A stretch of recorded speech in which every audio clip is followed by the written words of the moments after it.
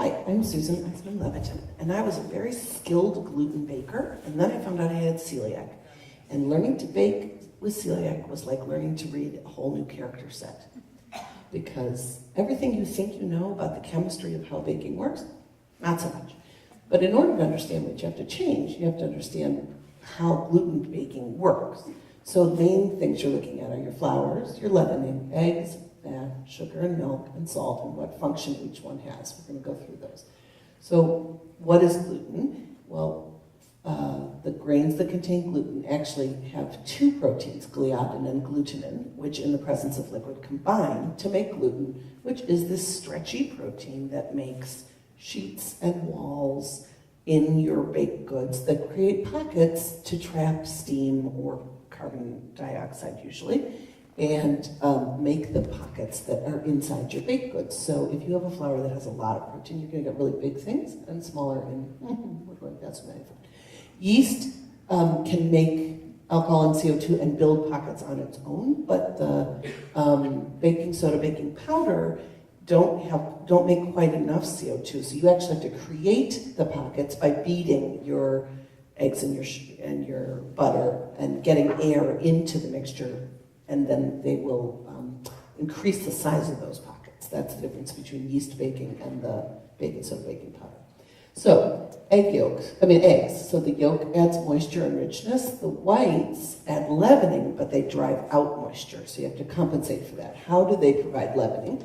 Well, uncooked egg protein looks like that, and in the presence of heat, it unfolds. Your fats tenderize. Oil tenderizes more than butter, so that's why a quick bread or something that has oil in the batter will be moister and richer than something butter-based. The function of sugars and milk is they do interfere with a little bit of gluten formation, but mostly they promote browning and they retain moisture in the baked goods that you're making. Salt promotes gluten formation, so you have to have the right balance of salt to sugar, for instance. It also helps promote the elasticity along with the gluten. That's the gluten's main job. And it also conceals bitterness. So now we need to mimic the gluten, because the gluten is the thing that will damage your insides if you have celiac. So the main ways are either with xanthan gum or guar gum, or with a slurry of either chia seeds or flax seeds. You're going to make something gelatinous that can mimic. Then there are different flours. On the left are starch flours. On the right are protein flours. Generally, you're doing by a ratio, and the most important thing about gluten-free baking is you're doing it by weight, not volume. Professional bakers do this in gluten baking too, but it's even more crucial in gluten-free.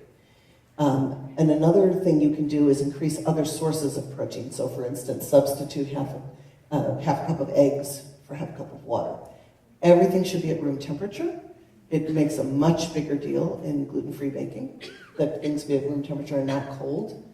And then to go back, and then dissolve your leavening in your liquid ahead of time. Gives it a little bit of a head start. And then it's going to combine with that air you already whipped in and make your thing have better crumb. And don't overbeat it, because you're not trying to break those CO2 bubbles you worked so hard to make. And so if it's something that calls for kneading, you've got to knead really, really gently. None of this manhandling like you did with gluten stuff. Whatever you make will almost certainly be stickier than the equivalent thing you're familiar with in gluten. And if you make it as dry as you're used to in gluten, you will have a brick. Not a Lego brick, but not much more edible than that. Typically, you'll bake in a container with walls to add some support. If you're doing bread, like a bread maker, a landscape pan is going to be better than a portrait pan because it doesn't have a lot of oomph to go up. So a bread maker that is this way oriented, the bread is not going to get very far. And then you need to wrap things much more quickly because there isn't as much to hold the moisture in the baked goods, so they'll turn rock hard much faster. And then here are some of my favorite gluten-free bloggers. And I'm happy to answer questions later.